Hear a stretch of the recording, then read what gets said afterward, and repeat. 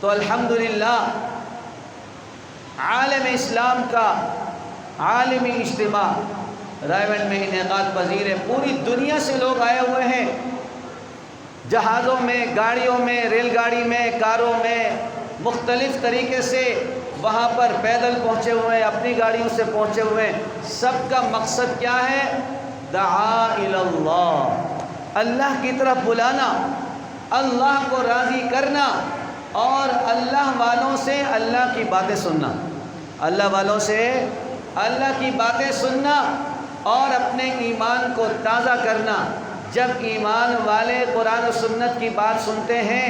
جب قرآن والے قرآن کی تلاوت سنتے ہیں، جب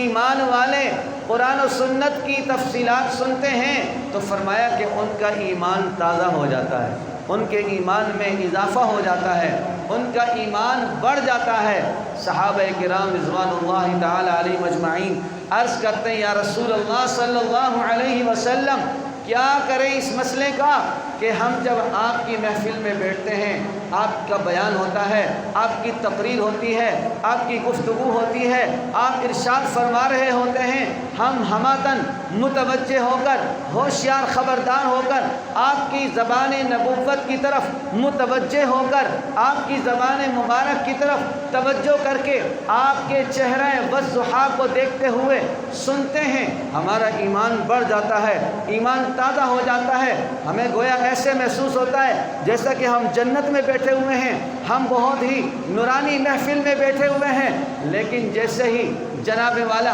ہم باہر چلے جاتے ہیں، کاروبار میں لگ جاتے ہیں اور اپنے گھریلو معاملات میں لگ جاتے ہیں، تو وہ حالت نہیں رہتی جو آپ کی محفل میں رہتی ہے۔ رسول پاک صلی اللہ علیہ وسلم نے فرمایا کہ جناب والا یہی ایمان کی علامت ہے کہ جب ایمان والے جب اللہ رسول کی بات سنتے ہیں تو ان کا ایمان بڑھ جاتا ہے، اور جب یہ محسوس ہو کہ جناب دنیا کی محفل میں، گھر کی محفل میں، کاروبار کی محفل میں، دوسری محفلوں میں وہ مزہ نہیں آ رہا جو رسول اللہ صلی اللہ علیہ وسلم کی محفل میں مزہ آتا ہے، جو قرآن سننے میں مزہ آتا ہے، جو رسول کا فرمان سننے میں مزہ آتا ہے، یہی تو ایمان کی نشانی ہے جو تمہیں بتا رہا ہے کہ وہاں کا مزہ اور ہے، یہاں کا مزہ اور ہے۔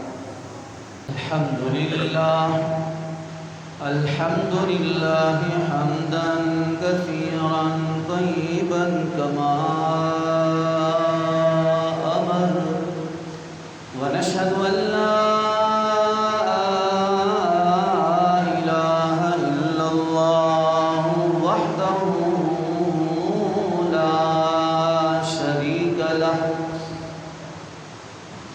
لا شریک له ولا نظیر له ولا وزیر له ولا مشیر له، ونشهد ان سیدنا وسندنا وطبیبنا وشفیعنا ومرشدنا وإمامنا ومولانا محمدا عبده ورسوله، أما بعد فأعوذ بالله من الشيطان الرجيم،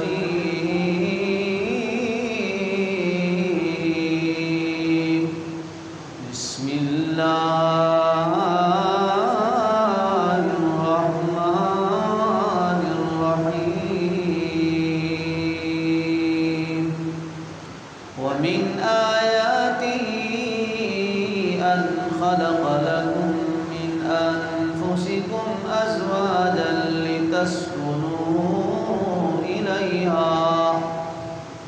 لتسكنوا إليها وجعل بينكم مودة ورحمة، إن في ذلك لآيات لقوم يتفكرون۔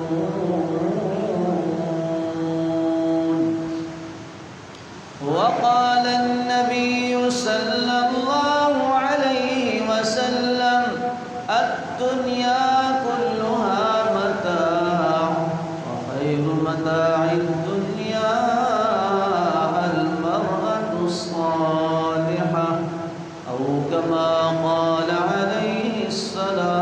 السلام صدق الله العظيم وصدق رسوله النبي الكريم ونحن على ذلك لمن الشاهدين والشاكرين والحمد لله رب العالمين رب اشرح لي صدري ويسر لي أمري واحلل عقدة من لساني يفقه قولي رب زدني علما رب زدني علما رب زدني عملا سبحانك لا علم لنا إلا ما علمتنا إنك أنت العليم الحكيم درود شریف الانواس اللهم صل على محمد وعلى آل محمد كما صليت على إبراهيم وعلى آل إبراهيم إنك حميد مجيد اللهم بارك على محمد وعلى آل محمد كما باركت على إبراهيم وعلى آل إبراهيم إنك حميد مجيد سامعین محترم، انتہائی قابل احترام گرامی قدر بزرگوں، عزیز دوستوں، گزشتہ جمعہ آپ حضرات نے سنا کہ قرآن کریم کے متعدد مقامات پر قرآن کریم کی آیات میں اللہ رب ذوالجلال نے اس بات کو بیان فرمایا کہ قیامت تک تمہارے اندر ایک ایسی جماعت ہونی چاہیے کہ جو اچھے کام کرنے والی ہو، دوسروں کو دعوت دینے والی ہو، اور خود برے کاموں سے بچنے والی جماعت ہو، دوسروں کو بچانے کی فکر کرنے والی جماعت ہو۔ اور رب ذوالجلال نے فرمایا کہ تم بہترین امت ہو، اس لیے کہ لوگوں کے نفع رسانی کے لیے، فائدے کے لیے، فلاح و بہبود کے لیے نکالے گئے ہو، اچھے کاموں کا حکم کرتے ہو، برے کاموں سے روکتے ہو، اللہ پر ایمان رکھتے ہو۔ گویا اللہ تبارک و تعالیٰ کے نزدیک تعریفی کلمات، تعریفی جملے، تعریفی کام وہ کون سے ایسے کام ہیں جس پر اللہ تبارک و تعالیٰ خود آپ کی تعریف کریں؟ وہ کون سے ایسے کام ہیں کہ جس پر اللہ رب ذوالجلال اپنی رضا کا اعلان فرما رہے ہیں اور تمہیں گویا شاباشی دے رہے ہیں، جس طرح اللہ تبارک و تعالیٰ نے صحابہ کرام سے اپنی رضا کا اعلان فرمایا کہ بہترین لوگ ہیں وہ، اور اگر ہم بھی ان کے نقش قدم پہ چلتے ہوئے امر بالمعروف اور نہی عن المنکر کے فریضے کو نبھاتے رہیں گے، انجام دیتے رہیں گے، پھیلاتے رہیں گے، آگے بڑھاتے رہیں گے، تو فرمایا کہ بالکل اسی طرح اللہ تبارک و تعالی ہمارے ساتھ ہے۔ اور نیکی کا حکم کرنا، برائی سے روکنا، یہ اللہ کے ہاں پسندیدہ کام ہے جس پہ رب العالمین نے ہمیں بہترین امت فرمایا۔ اور اللہ پر ایمان لانا، فرمایا یہ سب سے بڑی نعمت اور دولت ہے۔ ایمان کے علاوہ کوئی عمل اللہ کے ہاں مقبول نہیں ہے۔ ایمان کے بعد چھوٹے سے چھوٹا عمل بھی اللہ کے ہاں مقبول ہے، اور بڑے سے بڑا عمل بھی اللہ کے ہاں مقبول ہے۔ فرمایا وَمَنْ أَحْسَنُ قولا ممن دعا الی اللہ وعمل صالحا، اس سے بہتر کون ہو سکتا ہے، اس سے اچھا کون ہو سکتا ہے، اس سے زیادہ قابل تعریف کون ہو سکتا ہے؟ قولم، جس کی بات یہ ہو، جس کی گفتگو یہ ہو، جس کی آواز یہ ہو، جس کی دعوت یہ ہو، قولا ممن دعا الی اللہ، کہ وہ لوگوں کو اللہ کی طرف بلانے والا ہو۔ کس کی طرف بلانے والا ہو؟ اللہ کی طرف بلانے والا ہو۔ آپ دیکھتے ہیں کہ لوگ سارا دن لوگوں کو اپنے کاروبار کی طرف بلاتے ہیں، سبزیوں کی طرف بلاتے ہیں، فروٹ کی طرف بلاتے ہیں، جناب والا چھوٹی چھوٹی چیزوں کی طرف متوجہ کرتے ہیں، چائنا کے سامان کی طرف متوجہ کرتے ہیں، اور مختلف کمپنیوں کے مختلف پروڈکٹ کی طرف لوگوں کو متوجہ کرتے ہیں، منتیں کرتے ہیں، آواز لگاتے ہیں، دعوت دیتے ہیں، کوشش کرتے ہیں۔ فرمایا ہر ایک کوشش کر رہا ہے، ہر کوئی دعوت دے رہا ہے، ہر کوئی اپنے مشن کو آگے بڑھا رہا ہے، لوگوں تک اپنی آواز پہنچا رہا ہے، اپنی پبلسٹی کر رہا ہے۔ فرمایا یہ ساری آوازیں ہیں جناب والا، کہیں سبزی کی آواز ہے، کہیں فروٹ کی آواز ہے، کہیں برتنوں کی آواز ہے، کہیں کپڑوں کی آواز ہے، اور جناب والا کہیں مختلف قسم کی گاڑیوں کی آواز ہے۔ ان ساری آوازوں میں اور ان ساری دعوتوں میں، ان سارے لیکچروں میں فرمایا ومن احسن، اچھی آواز کون سی ہے، اچھی پکار کس کی ہے، اچھی دعوت کس کی ہے؟ قولا ممن دعا الی اللہ، وہ آدمی جو کسی اور کی طرف نہیں بلا رہا، جو دنیا کی کسی چھوٹی چیز کی طرف آپ کو متوجہ نہیں کر رہا، بلکہ فرمایا وہ تمہیں اللہ کی طرف بلا رہا۔ قولا ممن دعا الی اللہ، فرمایا کہ سب سے بہتر آواز، سب سے بہتر پبلسٹی، سب سے بہتر پکار، سب سے بہتر دعوت، سب سے بہتر جملے، سب سے بہتر قول اور آواز بات اس کی ہے کہ جو لوگوں کو، اللہ کے بندوں کو اللہ کی طرف بلا رہا ہے، وعمل صالحا، نیک عمل کی طرف بلا رہا ہے۔ لوگوں نماز کی طرف آؤ، لوگوں مسجد کی طرف آؤ، لوگوں دین کی طرف آؤ، لوگوں اللہ کے ساتھ جڑ جاؤ، اللہ کے رسول کے ساتھ جڑ جاؤ، محمد مصطفیٰ صلی اللہ علیہ وسلم کی محبت میں اللہ کے رسول کی سنتوں کو اپناؤ، چلتے پھرتے، اٹھتے بیٹھتے، سوتے جاگتے آقا دو جہاں صلی اللہ علیہ وسلم کی پیاری سنتوں پر عمل کرو۔ وعمل صالحا، یہ نیک عمل ہے، ہر وہ عمل نیک ہے جو میرے نبی کے فرمان کے مطابق ہے،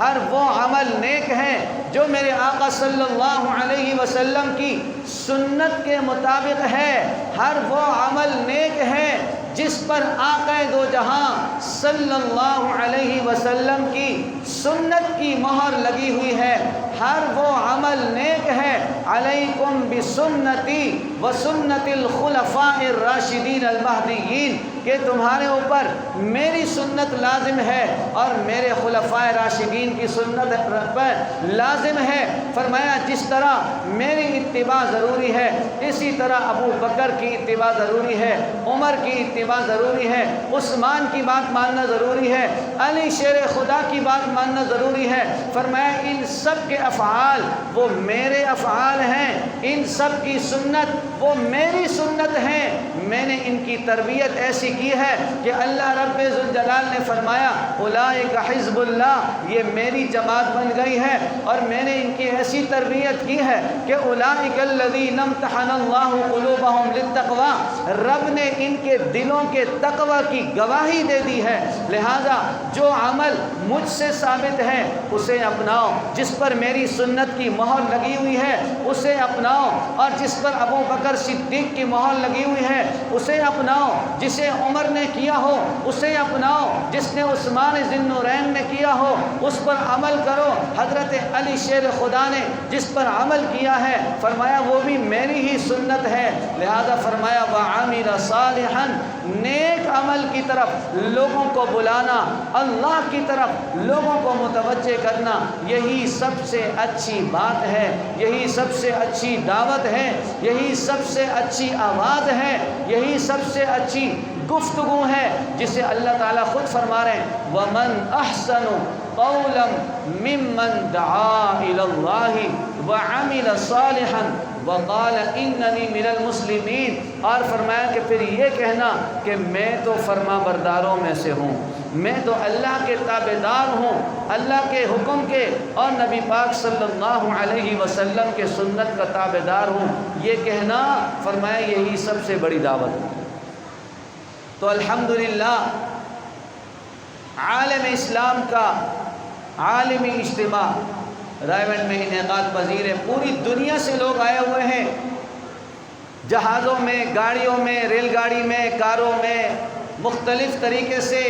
وہاں پر پیدل پہنچے ہوئے ہیں، اپنی گاڑیوں سے پہنچے ہوئے ہیں، سب کا مقصد کیا ہے؟ دعا الی اللہ، اللہ کی طرف بلانا، اللہ کو راضی کرنا اور اللہ والوں سے اللہ کی باتیں سننا، اللہ والوں سے اللہ کی باتیں سننا اور اپنے ایمان کو تازہ کرنا۔ جب ایمان والے قرآن و سنت کی بات سنتے ہیں، جب قرآن والے قرآن کی تلاوت سنتے ہیں،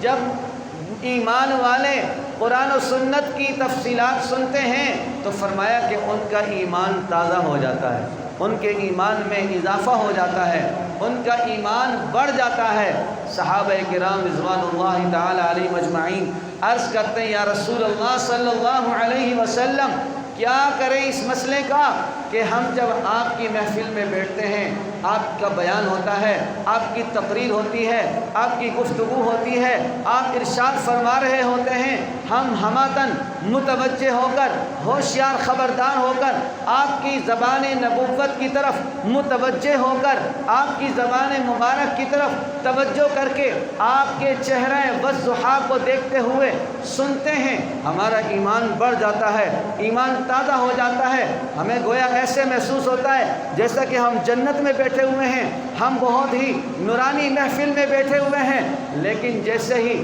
جناب والا ہم باہر چلے جاتے ہیں، کاروبار میں لگ جاتے ہیں اور اپنے گھریلو معاملات میں لگ جاتے ہیں تو وہ حالت نہیں رہتی جو آپ کی محفل میں رہتی ہے۔ رسول پاک صلی اللہ علیہ وسلم نے فرمایا کہ جناب والا یہی ایمان کی علامت ہے کہ جب ایمان والے جب اللہ رسول کی بات سنتے ہیں تو ان کا ایمان بڑھ جاتا ہے، اور جب یہ محسوس ہو کہ جناب دنیا کی محفل میں، گھر کی محفل میں، کاروبار کی محفل میں، دوسری محفلوں میں وہ مزہ نہیں آ رہا جو رسول اللہ صلی اللہ علیہ وسلم کی محفل میں مزہ آتا ہے، جو قرآن سننے میں مزہ آتا ہے، جو رسول کا فرمان سننے میں مزہ آتا ہے، یہی تو ایمان کی نشانی ہے جو تمہیں بتا رہا ہے کہ وہاں کا مزہ اور ہے، یہاں کا مزہ اور ہے۔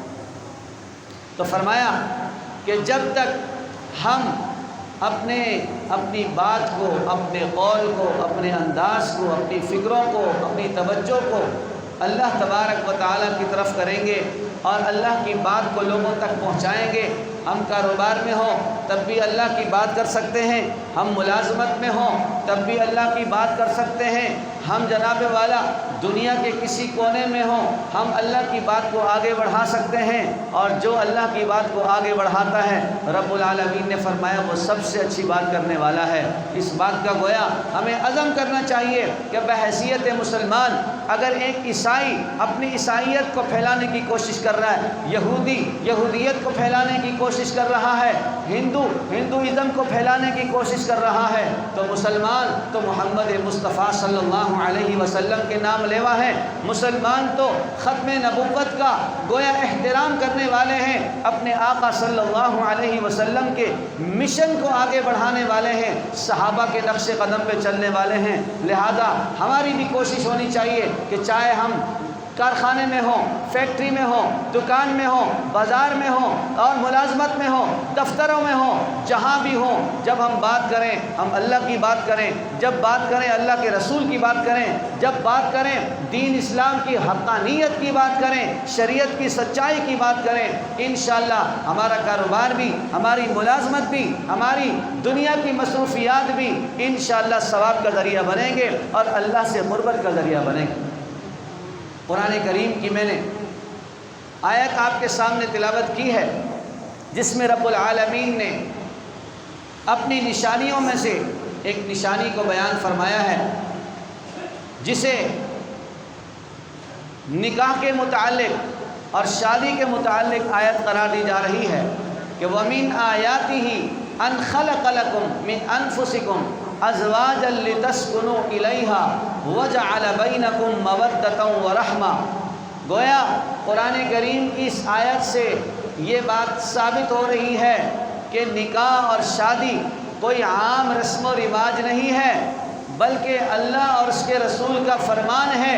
اور اللہ تبارک و تعالیٰ کا پسندیدہ عمل ہے، جس کو رب العالمین فرما رہے ہیں کہ یہ میری نشانیوں میں سے ہے کہ ایک ہی خاندان میں، اور فرمایا کہ ایک ہی انسانیت کے اندر اللہ تبارک و تعالیٰ نے جوڑے جوڑے بنایا۔ وَمِنْ آيَاتِهِ أَنْ خَلَقَ لَكُم مِّنْ أَنفُسِكُمْ، تمہارے اندر سے، تمہاری برادری میں، تمہارے ہی خاندان میں ہم نے تمہیں جوڑا جوڑا بنا دیا ہے، اور فرمایا وَجَعَلَ بَيْنَكُم مَّوَدَّةً وَرَحْمَةً لِتَسْكُنُوا إِلَيْهَا وَجَعَلَ بَيْنَكُم مَّوَدَّةً وَرَحْمَةً۔ فرمایا کہ یہ اس لیے کہ تاکہ تم اطمینان حاصل کرو، سکون حاصل کرو اور اللہ کا شکر ادا کرو۔ تو گویا کہ قرآن کریم کی اس آیت سے یہ بات ثابت ہو رہی ہے کہ شادی اور نکاح اصل میں وہی ہے جس سے سکون حاصل ہو، جس سے اطمینان حاصل ہو۔ اور آج کے معاشرے میں، آج کے ماحول میں اگر ہم دیکھتے ہیں تو بہت ساری پریشانیوں کا باعث ہے، بہت سارے خاندانی گھریلو جھگڑوں کا باعث ہے۔ تو اگر انسان سوچے کہ اللہ تبارک و تعالیٰ نے فرمایا لِتَسْكُنُوا إِلَيْهَا، تاکہ تمہیں سکون پہنچے، اطمینان پہنچے، آرام پہنچے، وَجَعَلَ بَيْنَكُم مَّوَدَّةً، اور تمہارے درمیان محبتیں پیدا ہوں، وَرَحْمَةً، اللہ کی رحمت تمہارے درمیان ہو اور اللہ کی رحمت کو تم محسوس کرنے لگو۔ تو فرمایا کہ یہ لڑائیاں، یہ جھگڑے، یہ اختلافات کیوں ہیں؟ فرمایا یہ اسی لیے ہیں، جس طرح ہم نماز کے بارے میں کہتے ہیں کہ اِنَّ الصَّلَاةَ تَنْهَىٰ عَنِ الْفَحْشَاءِ وَالْمُنکَرِ، کہ نماز ہر برائی اور بے حیائی سے روکتی ہے، لیکن نماز ہم پڑھتے ہیں، نہ برائی سے رکتے ہیں نہ بے حیائی سے رکتے ہیں۔ فرمایا کہ نماز کو نماز کی طرح پڑھتے نہیں، نماز کو پڑھتے ہیں اس کا حق ادا نہیں کرتے، نماز کو پڑھتے ہیں جس طرح نماز کو قائم کرنے کا اللہ کا حکم ہے، محمد مصطفیٰ کا طریقہ ہے، میرے آقا صلی اللہ علیہ وسلم کا فرمان ہے۔ اور قرآن کریم نے وضاحت کے ساتھ فرمایا الذین هم فی صلاتهم خاشعون والذین هم عن اللغو معرضون والذین هم للزکاة فاعلون والذین هم لفروجهم حافظون۔ جب ایمان والا اپنے ایمان کی شرائط کے مطابق نماز کو ادا کرتا ہے تو اللہ تبارک و تعالیٰ نے گارنٹی فرما دی ہے قد افلح المؤمنون الذین هم فی صلاتهم خاشعون، کامیاب ہیں وہ ایمان والے جو اپنی نمازوں میں خشوع رکھتے ہیں۔ تو معلوم ہوا، پتہ چلا کہ وہ نماز بے حیائی سے روکے گی، وہ نماز ہمیں غلط کاموں سے روکے گی کہ جس نماز کا حق ادا کر دیا جائے، جس نماز کو وقت کے مطابق پڑھا جائے، جس نماز کو آداب کے مطابق قائم کیا جائے اور اس کے اندر تلاوت، رکوع، سجود کو صحیح طریقے سے ادا کیا جائے۔ تو فرمایا کہ وہ نماز ہے جو آپ کو برائی سے بھی روکتی ہے، بے حیائی سے بھی روکتی ہے۔ تو فرمایا کہ شادی اور نکاح کے بارے میں اللہ نے فرمایا لِتَسْكُنُوا إِلَيْهَا، میں نے تمہیں جوڑا جوڑا اس لیے بنایا، میاں بیوی اس لیے بنایا، اور جناب والا یہ تعلق اس لیے قائم کیا لِتَسْكُنُوا إِلَيْهَا، تاکہ تمہیں فائدہ پہنچے، تمہیں سکون ہو، تمہیں اطمینان ہو، وَجَعَلَ بَيْنَكُم مَّوَدَّةً، اور تمہارے درمیان محبتیں پیدا ہو، وَرَحْمَةً، رحمت محسوس کرو، رحمتیں پیدا ہوں۔ تو فرمایا کہ یہ بظاہر ہمیں نظر کیوں نہیں آتی، لڑائی کیوں ہے، جھگڑا کیوں ہے، اختلاف کیوں ہے، عدالتیں کیوں ہیں، جناب والا خلا کا چکر کیوں ہے، طلاق کے معاملات کیوں ہیں؟ تو جواب آتا ہے کہ جس طرح ہم نے نماز کو اپنی مرضی کے مطابق پڑھنا شروع کیا ہے، اسی طرح شادی کو بھی اپنی مرضی کے مطابق کرنا شروع کیا ہے۔ جب ہم اللہ کے بنائے ہوئے اس رشتے کو اپنی مرضیات کے تابعداری سے کرتے ہیں،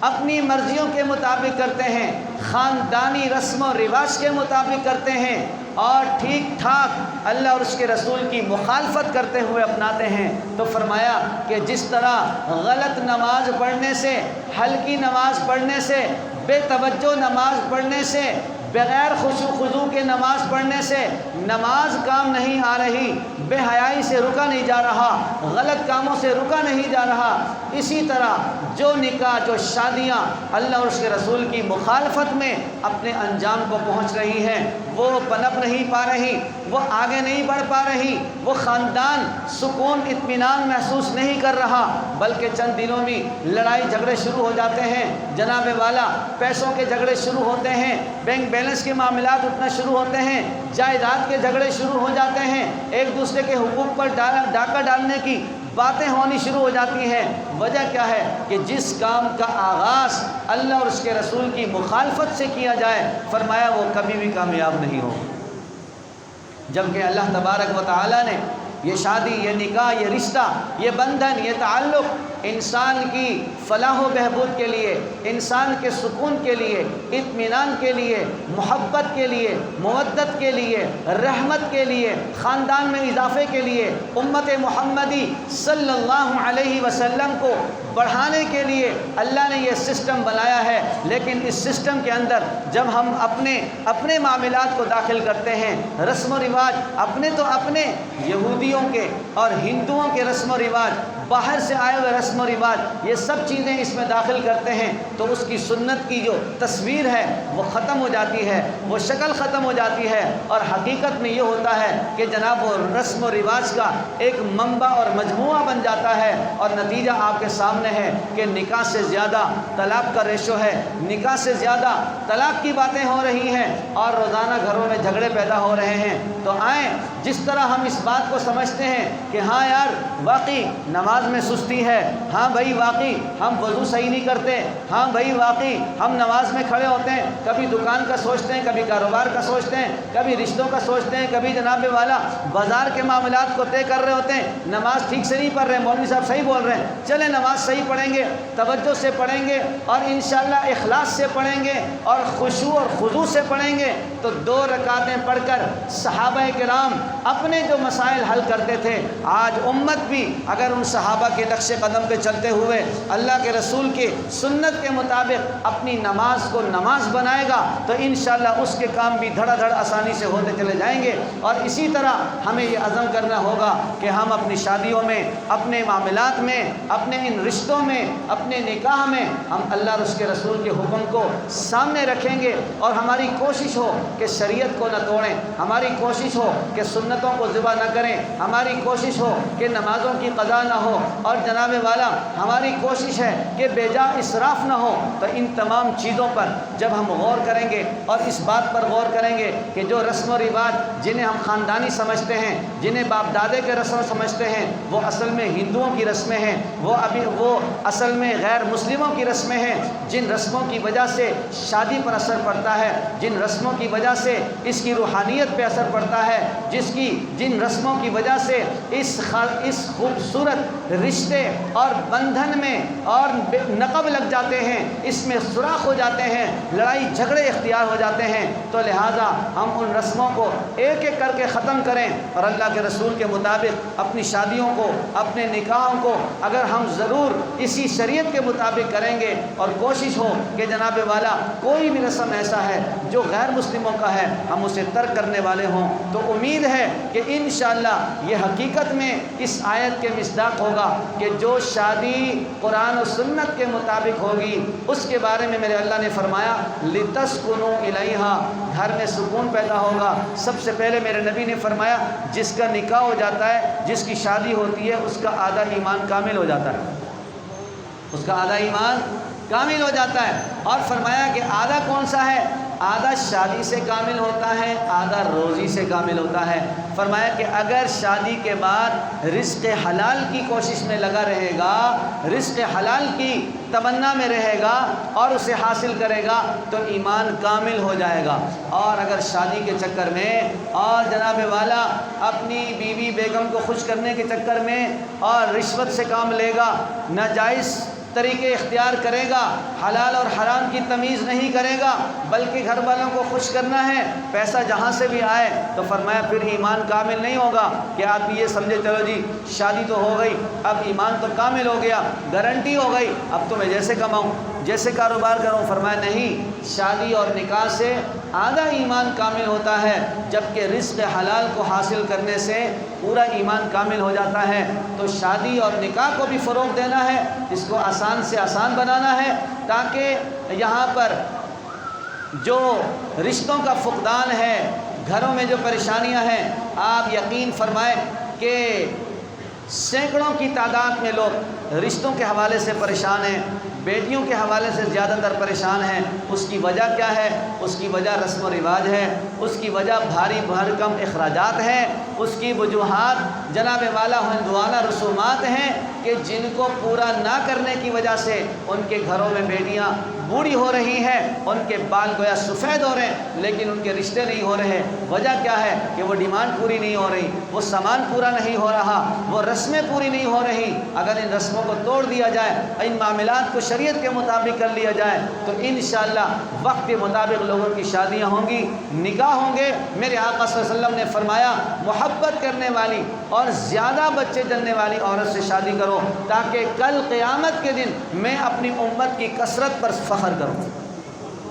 اور یہ باقاعدہ نبی پاک صلی اللہ علیہ وسلم نے صحابہ کو تلقین فرمائی۔ گویا کہ بعض دفعہ ایسا ہوتا ہے، اگر کسی کو پتہ ہو کہ بھئی ہمارے خاندان میں ہمارے فلاں میں فلاں گھروں میں دو ہی بچے ہیں، ان کے تیسرا چوتھا کبھی نہیں ہوا، تو فرمایا کہ ایسے موقع پر چاہیے کہ دوسری برادری سے شادی کرے، دوسری جگہ شادی کرے جہاں کے متعلق معلوم ہو کہ ان کے بچے جناب زیادہ ہوتے ہیں، وہاں پہ بچوں کی کوئی کمی نہیں ہے۔ تو یہ آقا صلی اللہ علیہ وسلم کے فرمان کے عین مطابق ہو کہ وہ نبی پاک صلی اللہ علیہ وسلم کے اس فرمان کو پورا کرنے کے لیے کہ جناب ہمارے خاندان میں تو 10 جگہ دیکھ لیے، جہاں بھی ہے ایک بچہ یا 2 بچہ ہے، تیسرا تو ہوتا ہی نہیں ہے۔ اگر یہ تجربہ ہو تو پھر فرمایا خاندان سے باہر نکلنا چاہیے، دوسری طرف متوجہ ہونا چاہیے، تاکہ آپ کی نیت وہ آقا صلی اللہ علیہ وسلم کی بات کو پورا کرنا ہو، امت میں اضافے کی نیت ہو۔ فرمایا اس نیت پر بھی سنت کو ادا کرنے کا ثواب ملے گا۔ اللہ تبارک و تعالیٰ سے دعا ہے کہ رب کریم ہم سب کو ہر کام شریعت کے مطابق اور نبی پاک صلی اللہ علیہ وسلم کی سنت کے مطابق انجام دینے کی توفیق عطا فرمائے۔ اور آخر میں یہی پیغام دوں گا کہ تمام مسلمان فلسطین والوں کو، غزہ والوں کو نہ بھولیں، اور بہت ہی افسوس کی بات ہے کہ ہم لوگ بائیکاٹ میں بہت سست ہو چکے ہیں، پیچھے ہٹ چکے ہیں، بھول چکا ہے، بالکل غفلت میں پڑے ہوئے ہیں۔ یعنی جو کام ہمارے اختیار میں ہے ہم اس سے غفلت برت رہے ہیں، جس کا اللہ کے ہاں جواب دینا ہوگا، اللہ کی عدالت میں ہمیں کھڑا ہونا پڑے گا کہ جو کام ہمارے ہاتھ میں ہے ہم وہ بھی نہیں کر رہے ہیں۔ ہماری دکانیں باہر کی چیزوں سے سجی ہوئی ہیں، اسرائیلی پروڈکٹ سے سجے ہوئے ہیں، اور ہم جناب وہی چیزیں استعمال کر رہے ہیں۔ جہاں تک ممکن ہو ہم اپنے ممکن کو دیکھیں، لیکن ممکن کو نہیں دیکھ رہے ہیں، اپنی جناب استطاعت کو نہیں دیکھ رہے ہیں۔ اگر جو شخص یہ سمجھتا ہے کہ میری استطاعت میں یہ کام ہے، اتنا میں بائیکاٹ کر سکتا ہوں، تو اس کو جاری رکھے،